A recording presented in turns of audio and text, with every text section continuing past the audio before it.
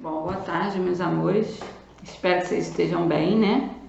Estamos de volta para falar mais um pouquinho do módulo 3, capítulo 9. Já falei na gramática, vocês já têm uma ideia do que seja, né? Mais para frente, daqui a pouco, eu vou falar, que é o advérbio. Antes eu vou falar da abertura do nosso módulo 3 no capítulo 9, que nós sempre fazemos aquela leitura de imagem. Você vai fazer aí na sua casa, né? Você vê que, de acordo com essa imagem, isso não é de um século do século passado, né? Não é uma coisa atual, né? Como explicar? Então, são mitos. Aí eu vou ler só a abertura aqui do amarelinho. Os mitos narram aventuras de deuses, semideuses e humanos na superação de desafios e na busca por explicações.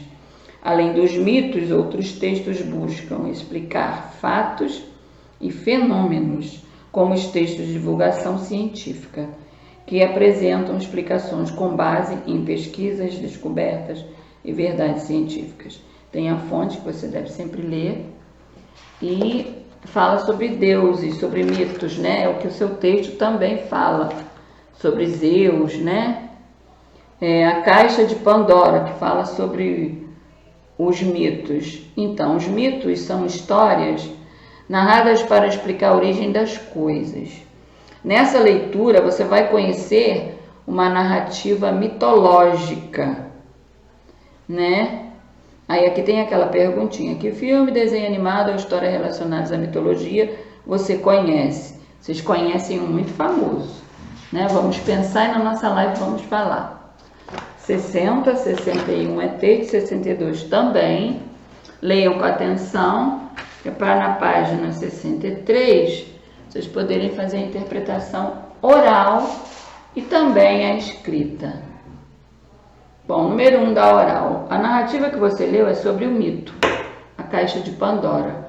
O que você achou dela? Cada um na nossa live fará a sua interpretação pessoal, ok? Número 2. Que lição esse mito ensina às pessoas? Vamos falar também na nossa live. Abaixo, interpretação escrita, número 1. Zeus observava os seres humanos do alto do Monte Olimpo. O que aconteceu para que ele tremesse de ódio? Aí você vai lá ler no seu texto, você pode voltar no texto e responder a pergunta de número 1. A2. Assinale a alternativa que indica qual material Hefesto utilizou para esculpir a primeira mulher. Foi areia? Foi cimento? Foi mármore ou foi argila? Número 3. Esse mito explica como surgiram alguns males no mundo. Que males são esses? O texto também te diz. Se esqueceu, é só voltar lá. Letra B. Como eles foram espalhados pelo mundo? Também volte ao texto para você saber. 4. Segundo o texto, a esperança permaneceu presa dentro da caixa. O que isso trouxe de bom para a humanidade? Muito bom ter esperança e fé, né, em tudo que se faz. 64 agora. Qual é o tipo de narrador do mito A Caixa de Pandora? Narrador observador ou narrador personagem? Bom, você já sabe o que é o narrador observador e o narrador personagem. O que é o narrador observador? É aquele que está de fora da história. O personagem é aquele que narra e está dentro da história, né? Então, observe bem e responda. Sublinhe no texto um trecho que confirme a sua resposta. Você vai lá no texto e vai sublinhar, que é passar aquele tracinho embaixo da resposta da número 5. 6. Os personagens de um mito podem ser humanos e também não humanos, como os deuses e semideuses. Quem é o principal personagem não humano do texto, A Caixa de Pandora? B. Quem é o principal personagem humano do texto? 7. Quais são os espaços que aparecem nesse mito, ou seja, onde essa história se passa? Você vai lá também ver sua resposta. Número 8. É possível saber o tempo em que acontece esse mito? Sim ou não? E explique. Número 9. Os fatos elencados em um texto formam um enredo, um elemento importante nos textos narrativos. Numere os fatos a seguir de acordo com o enredo do mito. Essa é a dificuldade desde o segundo ano. Então, você vai ler o seu texto, você vai ver o que aconteceu de acordo com a ordem, você vai numerar de 1 a 4, com muita atenção, ok? Na página 65, exercício 10, releia o trecho a seguir. Aconteça o que acontecer, não abra esta caixa, nunca, alertou Zeus. Assinale com o X a alternativa que explica o sentido do verbo de enunciação em destaque. Aí você vai ver a sua alternativa, se é a primeira, se é a segunda ou se é a terceira. Número 11. Você já ouviu a expressão caixa de Pandora? Com base no texto, em sua opinião, o que essa expressão significa? Aí é contigo, né? Um pouco pessoal. Bom, aqui abaixo tem um textinho para você marcar. Se tiver um marca-texto, pode marcar. O mito é um gênero narrativo que tem como objetivo explicar a origem do mundo, de fenômenos naturais da humanidade, e apresenta personagens sobrenaturais, como os deuses, os ambientes sagrados, como o Monte Olimpo. Aí está aqui, falando grego. Quem nunca ouviu alguém dizendo, você está falando grego? Pois é, muitas vezes nós falamos mesmo. Muitas expressões que utilizamos atualmente têm origens gregas. Por exemplo, Atlas é o deus da astronomia. Hoje conhecemos Atlas como conjunto de mapas do mundo. E você conhece outros nomes da mitologia grega que ainda são utilizados hoje? Aí falaremos na nossa live sobre isso. Aqui, a legenda aqui, estátua de Deus, Atlas na cidade de Pafos, em Chipre. Indo para a página 66, começam as atividades. Não, essa não. Perdão. Qual é a página agora? 76. Bom, vou só dar um aviso para vocês. Ó, aqui, 66 seria interjeição. Como eu quero falar do advérbio primeiro, eu pulei. Não fiquem preocupados não, que no próximo vídeo farei da interjeição, tá bom? Então, eu pulei essas páginas até a 70, por quê? Porque eu quero falar hoje, 70,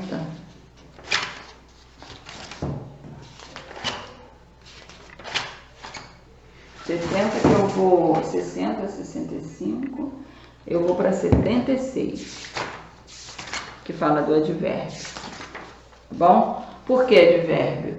Porque eu já fiz com vocês na live, né, o lançamento do advérbio, fizemos as atividades na gramática, ok? Quem não assistiu, não participou da live, participe, tente ver no vídeo para completar a sua gramática, não é?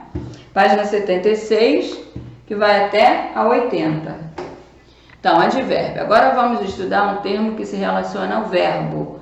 O que é advérbio? Aquela palavrinha que modifica o verbo, né? Então, ele é totalmente relacionado ao verbo e os sentidos que ele pode criar de acordo com o que queremos expressar. Aí tem mais um texto. Leia o texto a seguir e responda as questões. Aí você vai ler o texto. Benefícios do sono. O sono. Para que o sono nos faz bem em quê? Né? Por que é importante dormir? Bom, aí aqui, aqui no final da página 76, você vai destacar da página 3 do material complementar as palavras e expressões, vai colar nos locais indicados de acordo com o sentido de cada uma. Depois faça uma nova leitura do texto, lá no seu material de apoio, ou seja, material complementar. Na letra B, de acordo com o texto, quem tem 11 vezes mais chances de ter depressão, memória fraca e a tendência a engordar. São aquelas pessoas que não têm aquele sono, né, que não dormem bem. Por isso o sono é tão importante, né, gente? Depressão, engordar demais, né? Então, as pessoas que têm 11 vezes mais chance de ter depressão, não ter uma boa memória e ter aquela tendência a engordar. São pessoas que não dormem bem. Seria a resposta aqui. 77, letra C. Que diferença você pôde perceber no texto depois que as novas informações foram acrescentadas? Você vai escrever essas diferenças aqui. Bom, voltando a marcar com marca-texto, se você quiser e tiver, é importante você entender, tá bom? Mas se você quiser marcar também. Os termos que você colou no texto são advérbios. Naquele texto lá, do seu material complementar, são advérbios. Note que eles se relacionam diretamente com as formas verbais destacadas, podendo ser empregados antes ou depois delas. Advérbio é o termo que acrescenta ao verbo uma ideia complementar, que pode ser de tempo, de lugar, de modo, de intensidade, de afirmação, negação, etc. Nós vimos na nossa gramática. Quando formado por mais de uma palavra, o advérbio é chamado de locução adverbial. Vimos também a locução adverbial, né? Veja no quadro abaixo alguns sentidos que os advérbios e as locuções adverbiais podem indicar e alguns exemplos. Aí tem de tempo, de lugar, de modo, de intensidade, de afirmação e de negação. Então aqui você vai ler cada um e vai ver o sentido. O advérbio é um termo invariável, ou seja, ele não sofre flexão com os verbos e os substantivos, né? Nem número, nem gênero. Né? Advérbio de tempo, sempre, eu sempre durmo bem. Advérbio de tempo, sempre. E bem, advérbio de modo. Nós sempre dormimos bem. Quer dizer, não há alteração. Sempre advérbio de tempo e bem advérbio de modo. Na página 78, letra D. Agora que você já sabe o que é advérbio, indique a ideia complementar que cada um dos advérbios e locuções adverbiais acrescentou às formas verbais do texto da página 76. Aí você vai ver se é de modo, se é de lugar, muito fácil. É só você consultar o quadro, se você esqueceu, você volta na 77, consulta e liga, ok? Aqui, atividades, no exercício 1, crie uma frase para cada um dos advérbios e locuções adverbiais abaixo. Em seguida, indique o sentido que expressam nas frases e que você criou. Tá bom? Com muita calma, você vai criar as suas frases com advérbios ou locução adverbiais e vai justificar. Tá bom? Indicar de que é. Se é de tempo, se é de lugar, se é de modo, se é de intensidade. Ok? Na página 79, exercício 2, responda as adivinhas a seguir. Depois copie as palavras em destaque e classifique-as. Letra A. O que é que nasce na casca e quanto mais cozinha, mais duro fica? E aí? Letra B. Sabe muito, mas nunca estudou. Não fala, mas diz muito. Ajuda o leitor, mas não sabe ler. Né? São charadinhas, né? Para você descobrir, adivinhar. Letra C. O que é que quase não vemos, mas está sempre à nossa frente? Você vai falar e vai dizer de que o advérbio, o que significa esse advérbio.